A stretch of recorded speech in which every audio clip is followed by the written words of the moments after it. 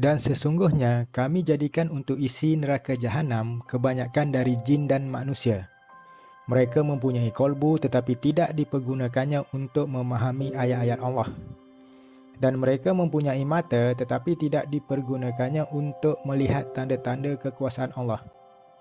Dan mereka mempunyai telinga tetapi tidak dipergunakannya untuk mendengar ayat-ayat Allah.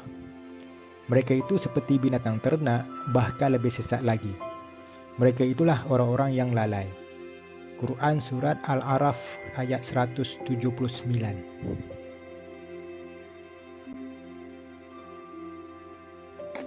Manusia hakikatnya dicipta oleh Allah dengan dua dimensi. Yang pertama dimensi fizik dan yang kedua dimensi batin.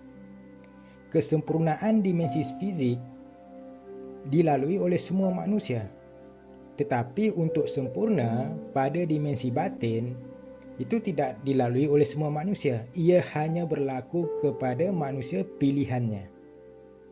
Pendengaran, penglihatan dan kolbu adalah tiga institusi akal yang Allah ciptakan untuk manusia agar manusia dapat menuju kepada kesempurnaan batin dia. Jadi dengan adanya tiga institusi ini, nilai diri manusia dapat diangkat oleh Allah. Sehingga manusia itu dapat menjadi apa yang dikatakan manusia ahsanul takwim, sebaik-baik penciptaan. Namun nilai diri dia itu akan berubah jika manusia tidak memfungsikan tiga institusi tersebut sesuai dengan bimbingan Allah yang ada dalam Al-Quran.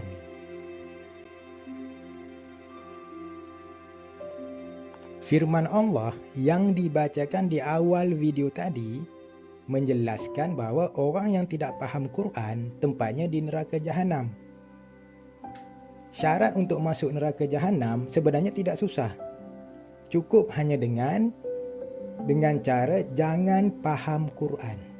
Ya, kalau kita tidak faham Quran, itu tempatnya di neraka jahanam itu confirm. Malah mereka juga diumpamakan oleh Allah sama seperti binatang ternak, bahkan lebih sesat lagi. Makhluk yang lebih sesat dari binatang ternak kalau menurut Al-Quran adalah manusia yang tidak mahu memahami Al-Quran. Di dunia ni ada satu makhluk yang namanya kal an'am balhum adol. Itu kalau di dalam bahasa Arab. Kalau dalam bahasa Al-Quran. Kalau dalam terjemahan itu mereka umpama binatang ternak, bahkan lebih sesat lagi. Walaupun fiziknya sama seperti manusia. Ini sebenarnya merupakan satu penghinaan dari Allah selaku Rabbul Alamin kepada manusia yang tidak mahu memahami firman Dia yang terdapat dalam Quran. Dengan ancaman itu tadi setidaknya kita dapat faham bahawa memahami Quran itu adalah sesuatu yang sangat penting dan sangat menentukan nilai dirinya seperti apa. Kata-kata sesat yang dimasukkan adalah berkaitan dengan jalan hidup manusia itu. Sebab perkataan sesat ini dia sangat identik dengan jalan. Manusia lebih sesat dari binatang ternak membicarakan tentang jalan hidup yang telah diundangkan kepada dia yang menjadi fitrah hidupnya. Jadi semua makhluk ada jalan hidupnya masing-masing yang telah Allah tetapkan. Jadi apa yang telah ditetapkan itu menjadi fitrah bagi setiap makhluk tersebut. Jika seekor kerbau setiap pagi ke sawah berkubang mencari makanan, bila dewasa dia kahwin kemudian mempunyai anak, lalu anaknya meneruskan apa yang dilakukan oleh ibunya dahulu dan begitulah seterusnya.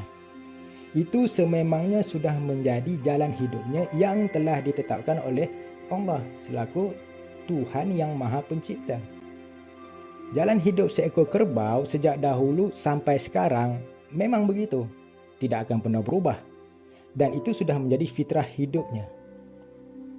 Di mata Allah, bagi seekor kerbau jalan hidupnya yang begitu, itu sudah fitrah. Seekor kerbau tidak sesat jalan hidupnya. Sebab itulah dalam ayat yang dibacakan di awal tadi, dikatakan manusia itu lebih sesat daripada binatang ternak.